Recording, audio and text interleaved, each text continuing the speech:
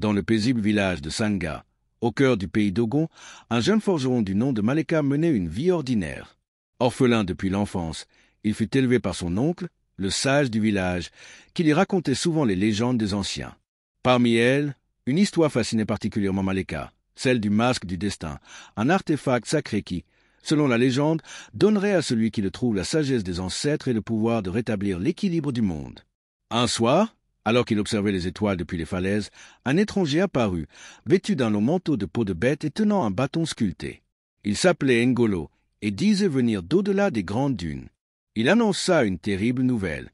Le masque du destin a été volé par le roi sorcier Azalfo, et si personne ne l'arrête, l'équilibre du monde sera rompu. Maleka hésita. Il n'était qu'un simple forgeron, mais son cœur brûlait d'un feu qu'il ne pouvait ignorer. C'était l'appel de l'aventure. Guidé par Ngolo, Maleka quitta son village et entra dans la savane mystérieuse.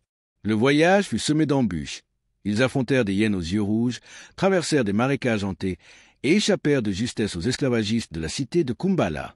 Mais le véritable défi arriva lorsqu'ils rencontrèrent Mama Djene, une prêtresse aveugle vivant dans un sanctuaire souterrain. Elle offrit à Maleka une épreuve spirituelle. Il devait affronter son plus grand démon intérieur dans une vision mystique. Dans ce rêve troublant, il se retrouva face à une version plus âgée de lui-même, rongée par la peur et l'égoïsme. « Que vois-tu en toi, Maleka ?» demanda la prêtresse. « Je vois quelqu'un qui doute encore de sa destinée. »« Alors deviens celui que tu es censé être. » Réveillé, il se sentit plus fort, plus déterminé. Il acceptait enfin son rôle de héros. Les indices de Mama Djene les menèrent dans un immense désert. Là, Maleka découvrit une cité cachée sous les dunes, peuplée de guerriers oubliés. Ils y rencontrèrent Zina, une redoutable chasseuse qui connaissait les faiblesses d'Azalfo. Elle leur apprit que le roi sorcier tirait sa force de 5 pierres de pouvoir dispersées dans son royaume. Maleka devait les détruire avant de pouvoir récupérer le masque. La nuit venue, ils s'infiltrèrent dans le palais d'Azalfo, une forteresse taillée dans la pierre volcanique. Mais alors qu'ils s'approchaient de la première pierre, une ombre immense surgit. Un serpent géant, gardien du sorcier. Le combat fut féroce.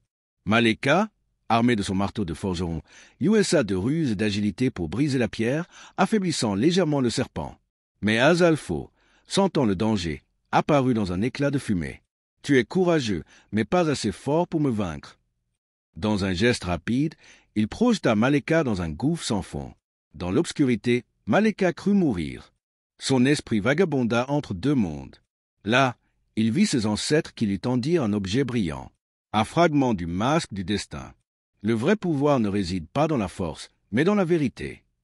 Réveillé, il réalisa qu'il devait non seulement vaincre Azalfo, mais détruire le pouvoir qu'il convoitait.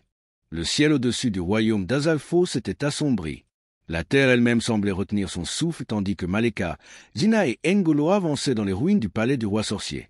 Les gardes restants, privés de la magie d'Azalfo, s'étaient enfuis, laissant le tyran seul, impuissant et accablé.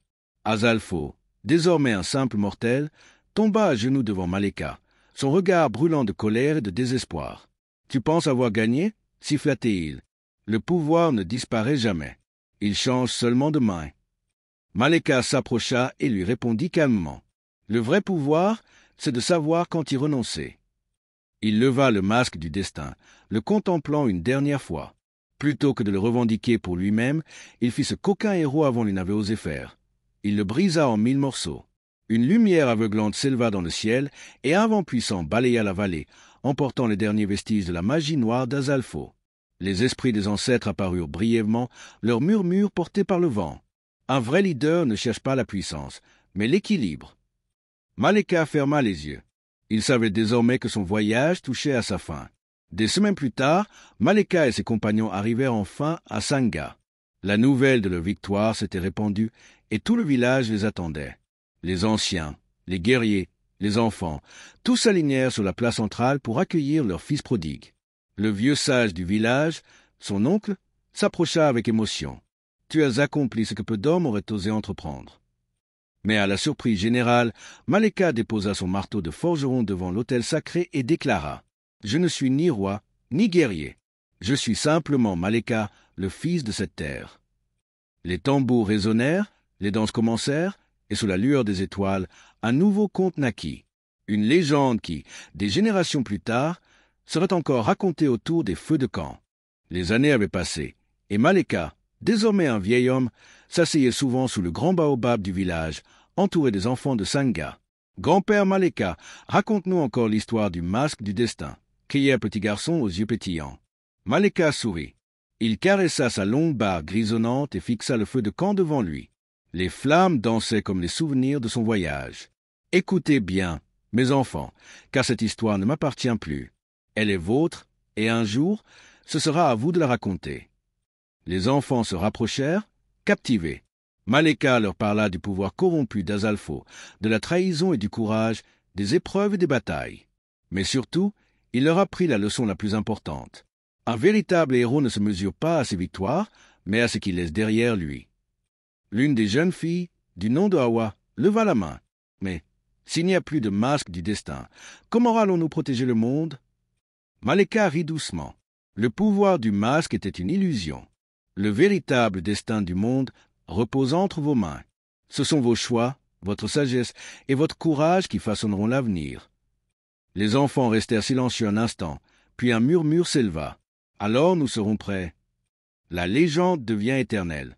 Quand Maleka quitta ce monde, les anciens du village gravèrent son histoire dans la pierre et la transmirent de génération en génération.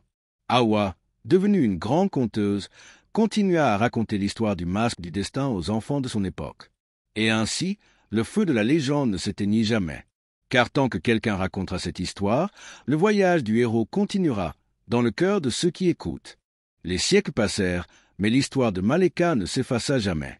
Gravée dans les mémoires et transmise par la voix des anciens, elle voyagea de village en village, de royaume en royaume, portée par les conteurs et les griots sous les étoiles africaines. Un jour, dans un petit village éloigné, une jeune fille nommée Sira entendit l'histoire du masque du destin pour la première fois. Assise près du feu, les yeux brillants d'admiration, elle écoutait chaque mot avec passion. Cette nuit-là, en observant la lune, elle se fit une promesse. Comme Maleka, je tracerai mon propre chemin. Je protégerai mon peuple. Je trouverai ma propre vérité. Et ainsi, un nouveau voyage commença. Car chaque génération a son héros, et chaque héros doit forger son propre destin. Si cette histoire t'a inspiré et que tu crois que chaque génération doit forger son propre destin, alors rejoins-nous. Abonne-toi pour découvrir d'autres récits épiques et transformer les histoires en expériences inoubliables. Like, commente et partage pour que cette légende continue de vivre à travers le temps.